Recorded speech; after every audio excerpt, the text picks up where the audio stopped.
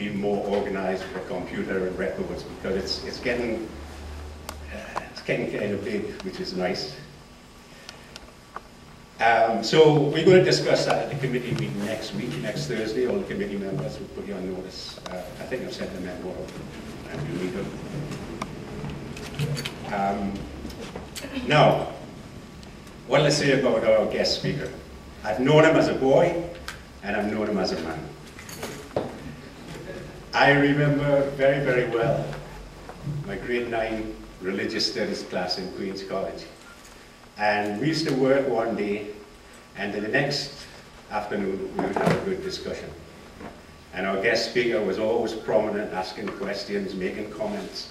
And I thought, man, this boy will go far. And here he is, he's gone far.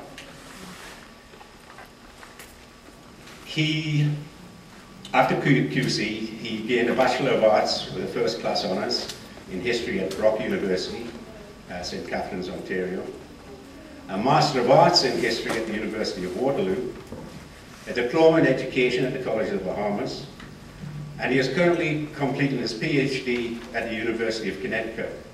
And he's just telling me tonight that he's defending that on the 3rd of March. I don't know, you should have defend or attack. I met up with him again at St. Anne's School, high school, where he was the head of the social studies, and he was my boss. Man, that's good, you know, your student does that. And now he's a lecturer at COB, or is it a professor, an assistant professor?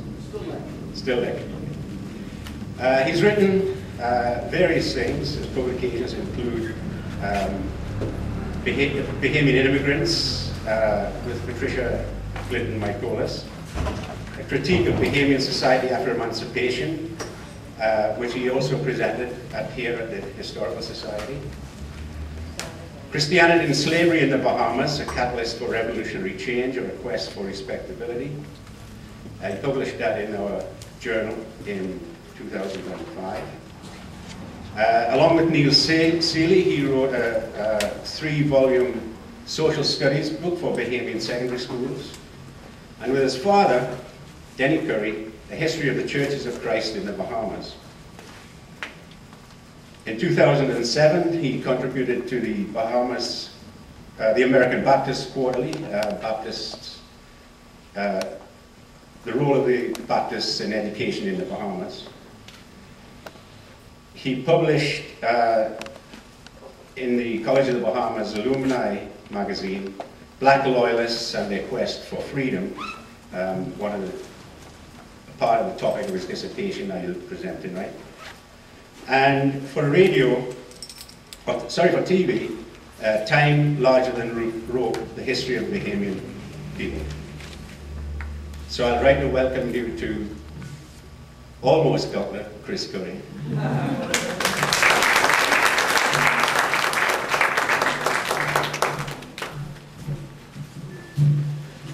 Good evening.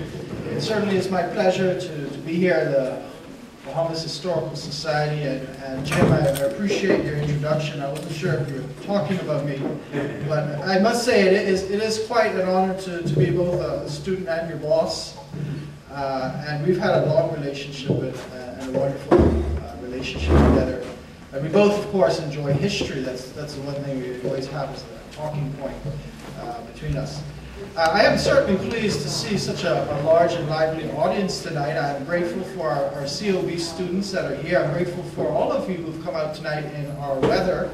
It's not the best. We know sometimes Bahamians when it rains, it's a good excuse to stay home.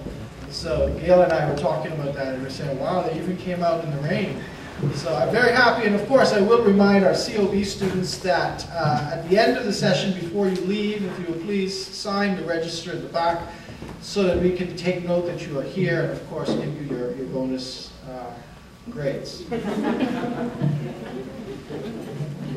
Okay, I want to start by challenging the way we think conceptually about Loyalists. So I'll ask Jim just to turn to the first slide.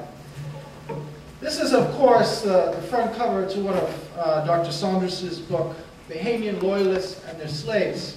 And I just want to draw your attention to a statement that Michael Creighton actually made in an article entitled Bay Street, Black Power, and the Funky Jays. This is what Creighton says. He says, even the Loyalist Memorial Garden, erected by the whites in 1983, and this was part of the bicentennial celebrations of the Loyalists' arrival, he says it symbolizes the community's racial segregation, with its central icon, a heroic white Loyalist woman, waving the Union flag, and a loyal female slave a suitable step or two behind.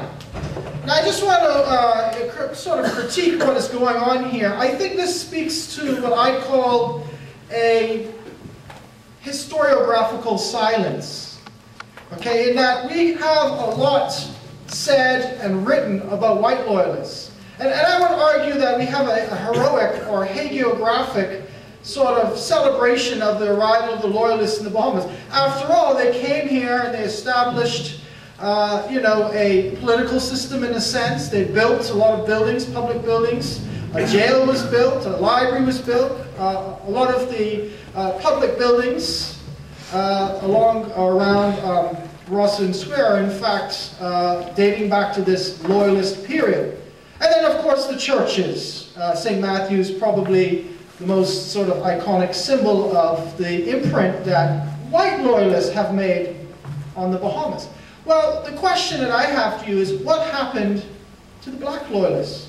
Why do we not hear about the black Loyalists? In fact, oftentimes when I talk to students about my dissertation project, Black Loyalists, I get a quizzical look, a strange look oftentimes. Black Loyalists?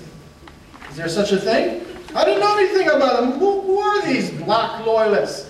So my first sort of question as I move forward is, why is it that we have this silence in our history? Why is it that we have this silence in the historiography? Why is it that they have been erased or silenced in our history?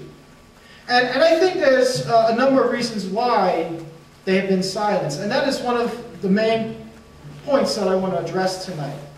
And I want to engage you in a discussion really of who the black Loyalists are, certainly, but more importantly, I want to establish that they made a profound impact on Bahamian society and politics, equal, if not more, to the white Loyalists. And so again, it is telling, it is remarkably telling that their silence still exists, given the contribution that I will argue has been made by them. Okay, and so we need to look at this a little bit more seriously. Now, before we go further, I must of course give a definition of black loyalists, since it seems somewhat oxymoronic, the term black loyalist. So I define black loyalists as those enslaved blacks and free persons of color, chiefly in the southern colonies, who actively sought freedom and protection responding to British proclamations during the American Revolutionary War. And this is beginning with Lord Dunmore's November 7, 1775 proclamation, and it culminates with Sir Guy Carleton's evacuation orders on April 15, 1783. Now I want to talk a little bit more about Lord Dunmore, because he's an interesting character. Most of us know about him because he was governor of the Bahamas at one point. But I think less is known about him in Virginia, where he starts this whole process of proclamations that eventually leads to black loyalists identifying, at least for the moment, with the British.